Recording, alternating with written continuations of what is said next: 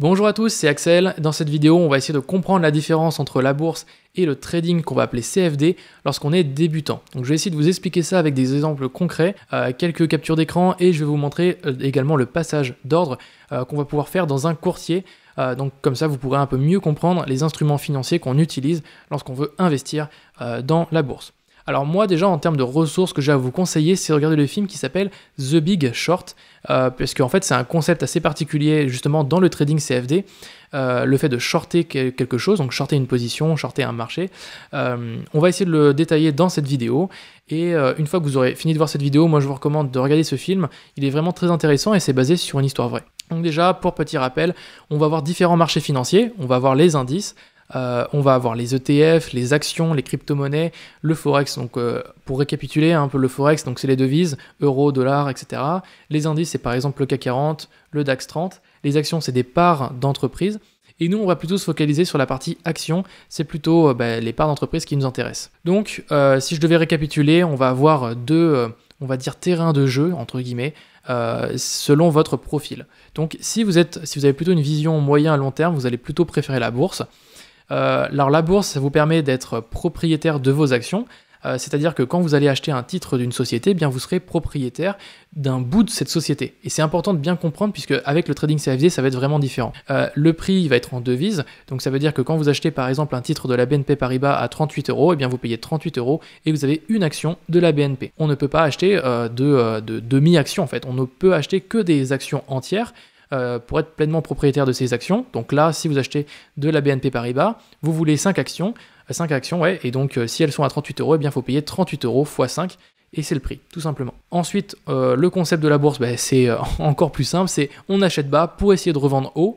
C'est, voilà, si vous pensez que l'action vaudra plus cher plus tard, eh bien, vous allez acheter au prix qui est actuel, et si vous pensez que ça vaudra plus cher plus tard, eh bien, vous attendrez, et à la fin, eh bien, vous revendrez, et donc votre bénéfice, ce sera la différence entre le prix de vente et le prix d'achat. Alors, maintenant, parlons du trading CFD, qui va être vraiment différent, et au début, moi, je ne comprenais pas du tout la différence entre les deux, et je l'ai comprise récemment. Donc, on va avoir une vision qui va être assez court-termiste, donc c'est des positions qui vont se tenir en général de quelques minutes jusqu'à quelques heures, c'est rarement plusieurs jours, plusieurs semaines, et en fait, comment est-ce que ça fonctionne?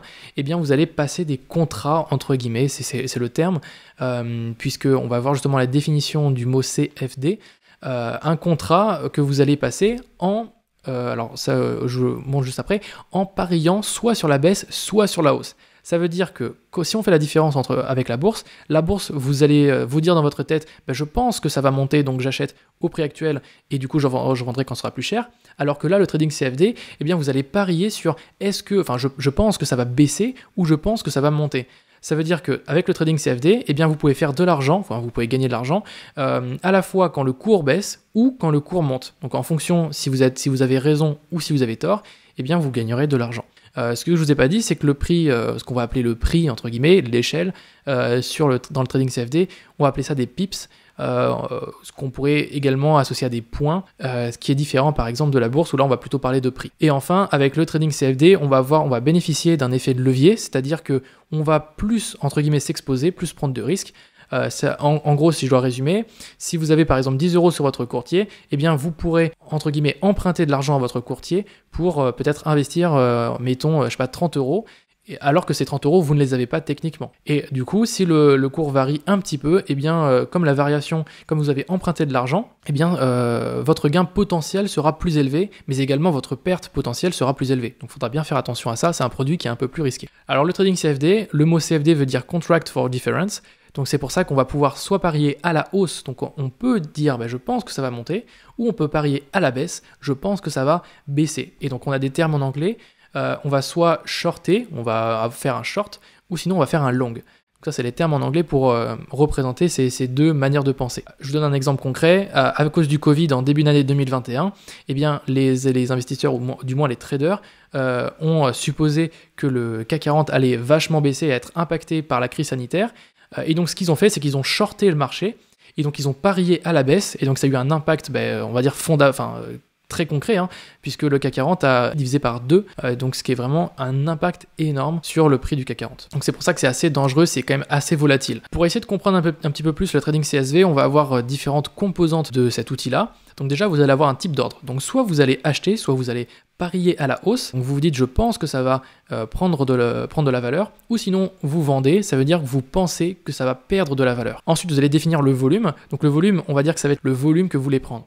Donc là, si par exemple, je regarde pour l'action Apple, si on regarde ici le prix qui est quand par exemple je veux l'acheter, il est à 136,62$ si je veux l'acheter. Donc si je mets un volume de 100, eh bien ce sera 100 fois 136, ça veut dire que la valeur de mon contrat, donc ce qui est dans la deuxième case, est de 13 656€.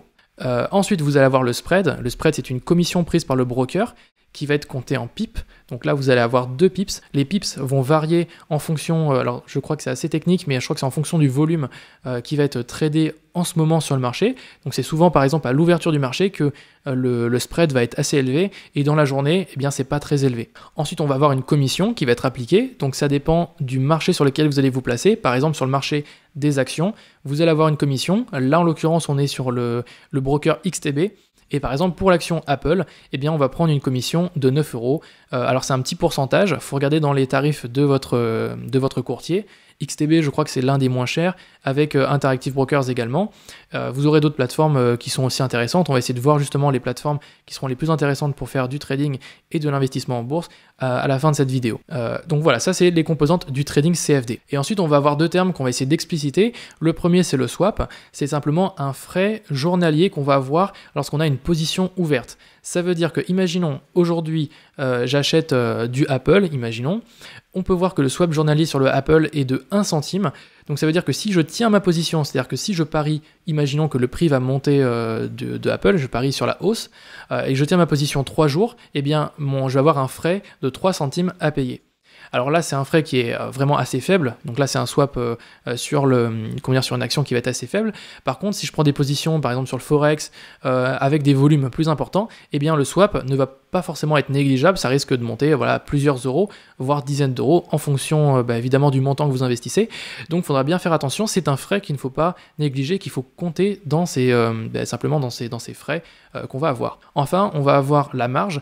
La marge, c'est simplement le montant que vous allez immobiliser pour vos positions. Je vous donne un exemple. Imaginons que vous avez, donc là sur le screen que je suis en train de vous montrer, imaginons que vous avez un solde de 19 000€. Eh bien, vous allez pouvoir, donc en marge disponible, avoir donc jusqu'à 19 000€ que vous allez pouvoir immobiliser. Donc comment est-ce que ça marche? Quand vous allez passer un trade, le broker va vous dire, tiens, ça vous prend tant de marge.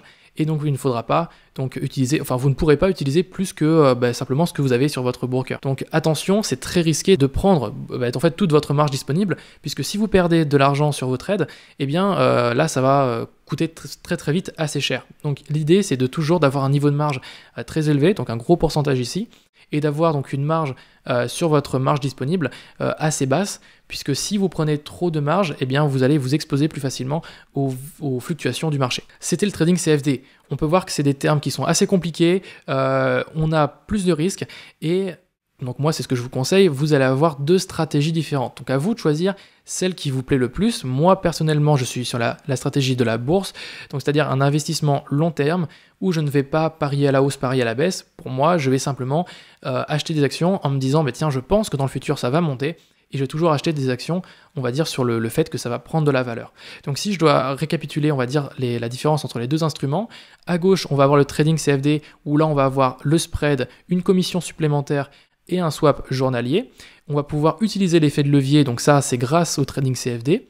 Et enfin, si je veux acheter par exemple une action Apple, mais cette fois-ci, en tant que propriétaire de l'action, donc c'est-à-dire que là j'ai vraiment envie d'acheter un bout de l'entreprise, je ne parie pas sur la fluctuation, donc je ne spécule pas, là je vais venir acheter, de devenir investisseur pour Apple, eh bien je vais pouvoir acheter par exemple 100 actions Apple à un certain prix, et tout ce que j'aurai à payer, eh bien, ce sont des frais de commission. Et alors là, je suis sur le courtier XTB qui ne facture pas les frais de commission dans la limite de 100 000 € de transactions par mois. Donc autant vous dire que c'est assez large. Et du coup, vous allez pouvoir acheter vos actions entre guillemets gratuitement. Donc vous n'allez pas avoir de frais, par exemple de spread, que vous allez avoir sur le trading CFD. Et là, vous allez être réellement propriétaire de vos actions. Ça veut dire que là, vous allez pouvoir, par exemple, transférer vos actions de ce courtier-là sur un autre courtier. Et vous allez être propriétaire de ces actions. Donc si par exemple vous avez acheté des actions Apple, eh bien vous allez recevoir des dividendes, etc. Et donc par exemple sur Interactive Brokers, qui est mon courtier principal, si j'achète une action américaine, eh bien je devrais payer un frais de courtage, une commission, qui va être de 0,005 $ par action, avec un minimum de 1 $ par ordre et un maximum de 1% du montant total de la transaction.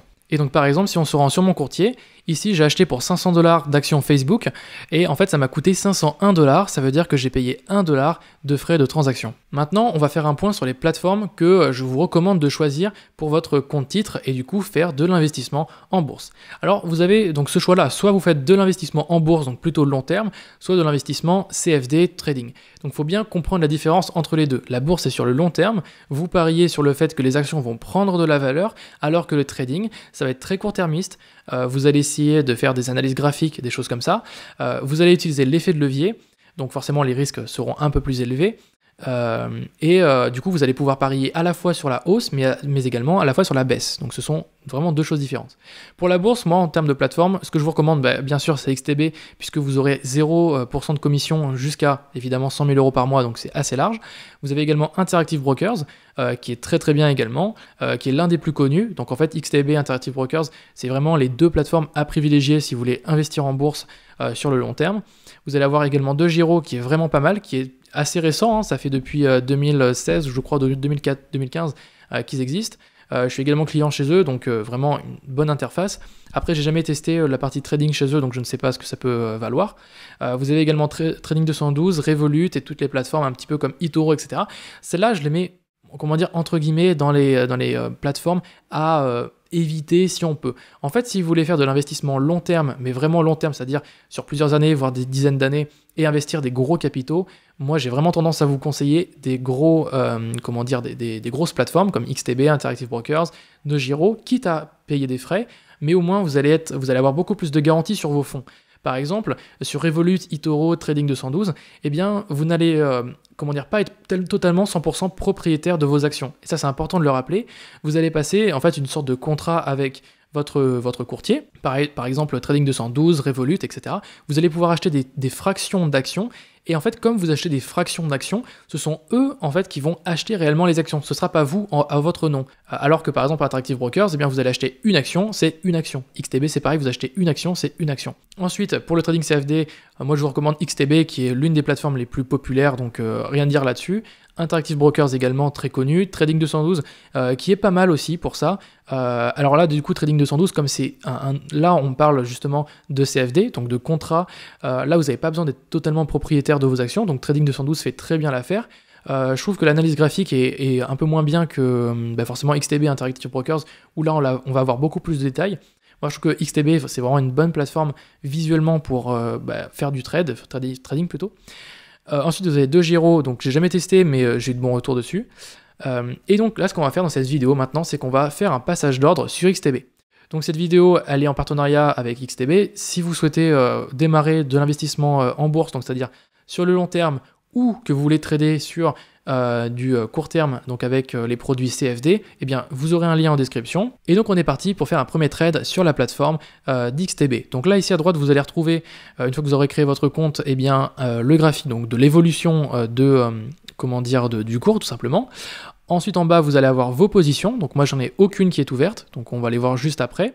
En bas je vais retrouver donc mon solde, les fonds disponibles, la marge actuelle utilisée, donc là comme j'ai aucune position ouverte, eh bien forcément j'ai pas de marge qui est utilisée. Et enfin on va avoir sur le côté gauche la recherche et la passage d'ordre de bien simplement vos positions. Donc ici on va pouvoir rechercher une valeur, donc imaginons j'ai envie d'acheter une valeur comme par exemple Apple. Donc si je recherche Apple, là je vais avoir deux produits, et alors là c'est bien important de faire la différence entre les deux. Le premier c'est Apple Inc.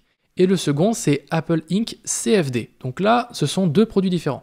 Si vous voulez acheter des actions Apple, vous allez prendre que le premier. Si vous voulez acheter et parier à la hausse ou parier à la baisse, vous allez prendre le second.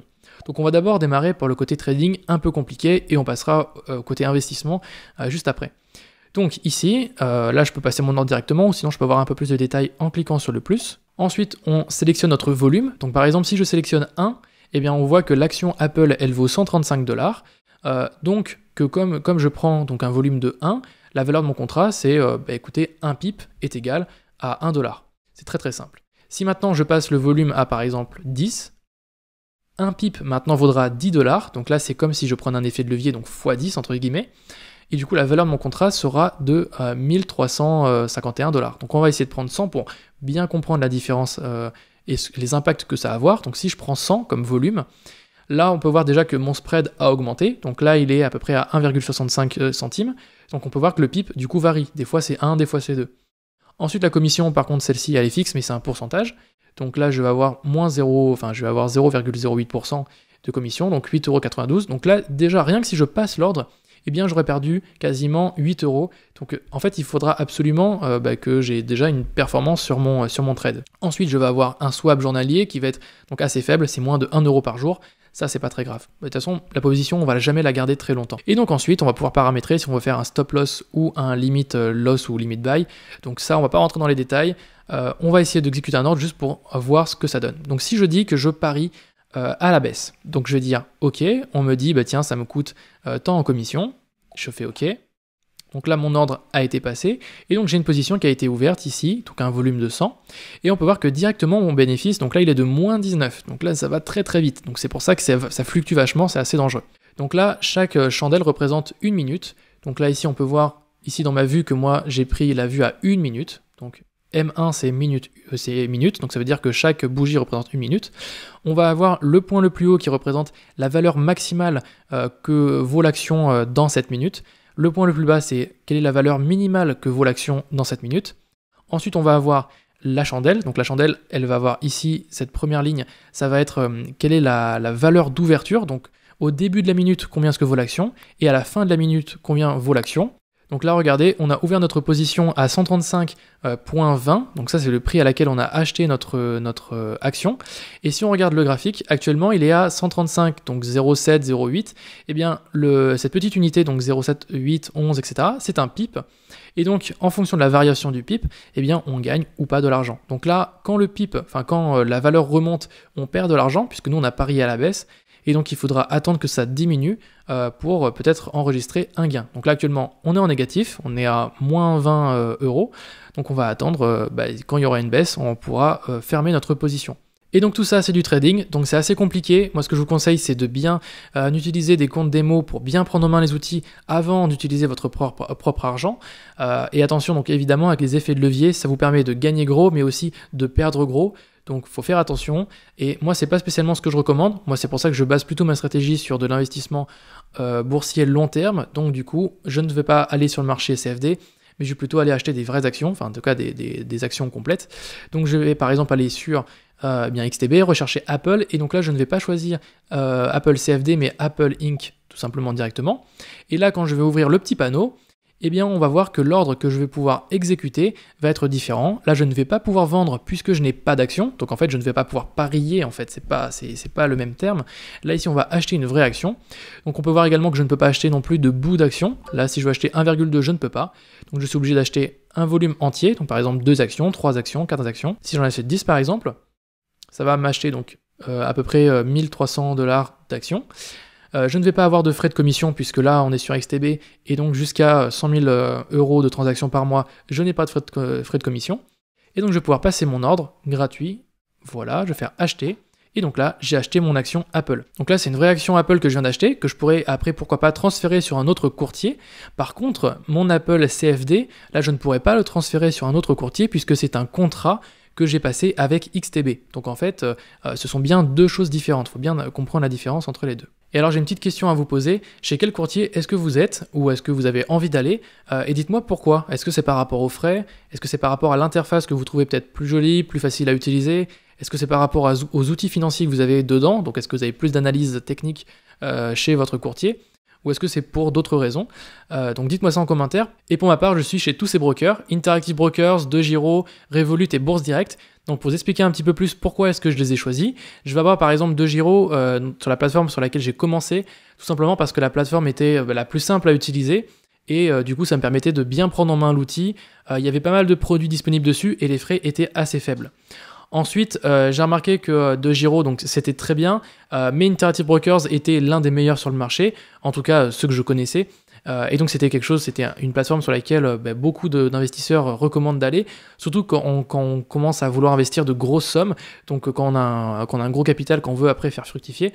Moi, l'intérêt avec Interactive Brokers, c'est surtout que j'ai envie d'investir sur le très long terme, donc sur des dizaines d'années, et du coup d'avoir un gros portefeuille dessus. Donc c'est pour ça que j'avais envie de passer sur une plateforme qui est forcément plus ancienne et qui a un peu plus de bouteilles entre guillemets. Alors que DeGiro, je crois que ça a été créé en 2014 ou 2015, donc c'est encore très jeune. Donc je fais peut-être un petit peu moins confiance. Ensuite, j'ai testé un petit peu Revolut parce que je suis client chez Revolut, donc ils ont une partie Revolut Trading où j'ai voulu un petit peu m'amuser dessus. Donc c'est vraiment très sympa, mais bon voilà, je ne mettrai pas une stratégie de dividende en place dessus sur Revolut puisque ça me paraît quand même assez risqué sur le fait que en fait on n'est pas réellement propriétaire de nos actions, encore une fois. Là en fait on va passer à une sorte de contrat avec Revolut où ça va être Revolut qui va être propriétaire de nos actions et nous on va simplement Revolut va en fait nous avoir vendu une sorte de créance, donc c'est de l'argent que Revolut nous doit entre guillemets, donc c'est un petit peu opaque cette histoire. C'est pour ça que moi j'ai plutôt tendance à vous recommander Interactive Brokers ou XTB qui sont pour moi les deux meilleures plateformes si vous voulez faire de l'investissement en bourse sur le très long terme et que vous voulez investir un gros portefeuille. C'est donc la fin de cette vidéo, j'espère qu'elle vous aura plu. N'hésitez pas à la liker et à la partager. Je vous mets dans la description de cette vidéo les notes et les ressources qui m'ont permis de la faire, donc comme ça vous pourrez approfondir le sujet si ça vous intéresse. Également, vous aurez le lien d'inscription pour le broker XTB, donc c'est le broker que je vous ai montré qui a 0% de frais de commission si vous achetez des actions avec eux à hauteur de 100 000 € de volume par mois. Donc ça vous permet de vraiment bien démarrer, enfin c'est vraiment suffisant. Également vous aurez donc dans la description d'autres détails. Si vous avez des questions vous pouvez me les mettre en commentaire. Et donc voilà, on se retrouve dans une prochaine vidéo, à très vite, c'était Axel.